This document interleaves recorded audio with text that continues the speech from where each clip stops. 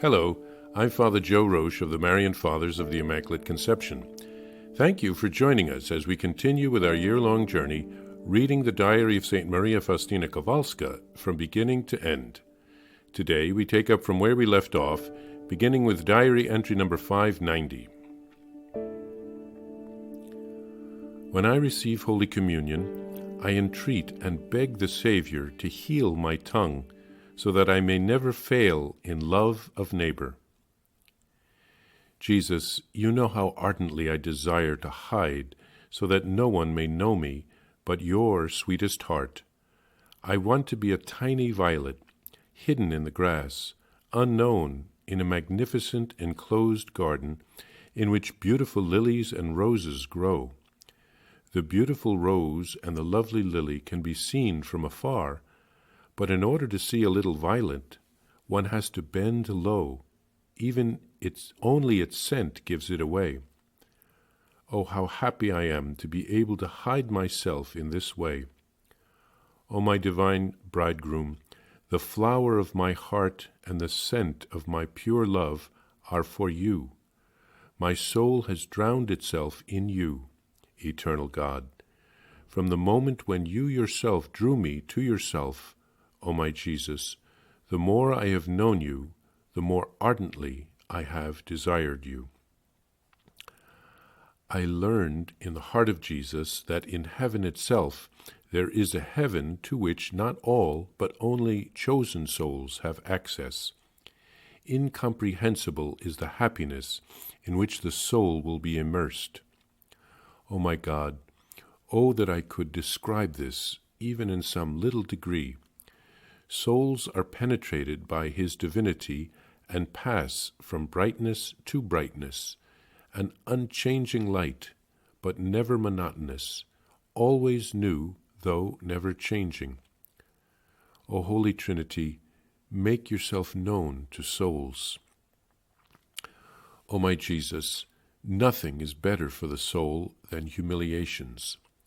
In contempt is the secret of happiness, when the soul recognizes that, of itself, it is only wretchedness and nothingness, and that whatever it possesses of good is a gift of God.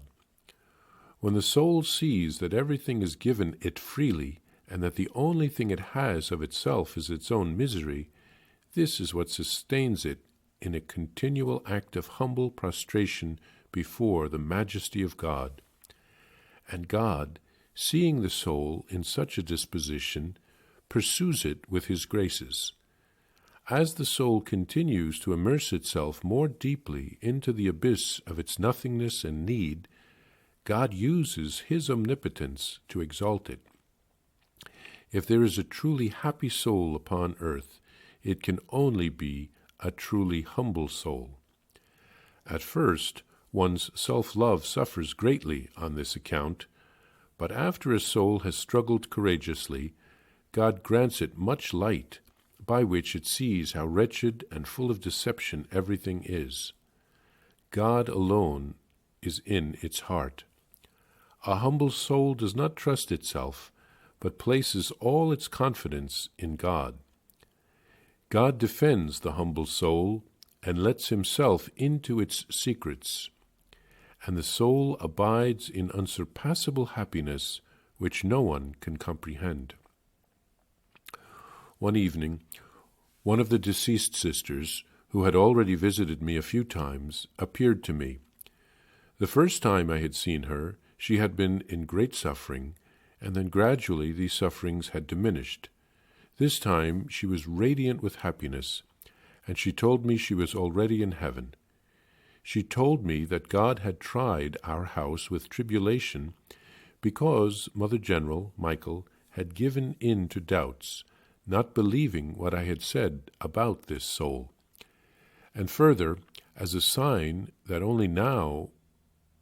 she was only now in heaven, God would bless our house. Then she came closer to me, embraced me sincerely, and said, "I must go now."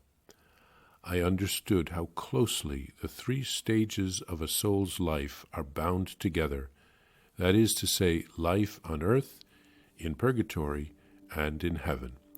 the communion of saints. St. Faustina's prayer when she receives Holy Communion is one that all of us could use. She asks the Lord to heal her tongue, that she would never fail in love of neighbor.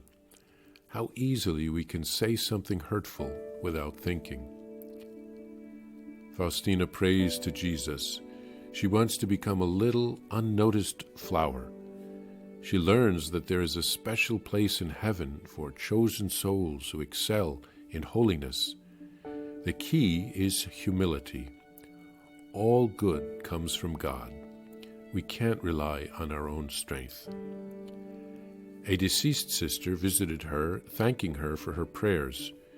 She revealed that the Mother General had doubted what Faustina had said about the need for prayers for that sister, so God had withheld graces from the convent. Let us always remember to pray for the souls of our deceased loved ones and never forget them. Faustina sees how closely bound together are the three stages of a soul's life: earth, purgatory, and heaven.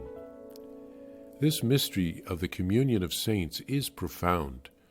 Our loved ones who have gone before us are closer to us than we realize. Let us unite in praying for the Church here on earth, marching onward toward heaven, the Church suffering in purgatory, and the Church triumphant in heaven.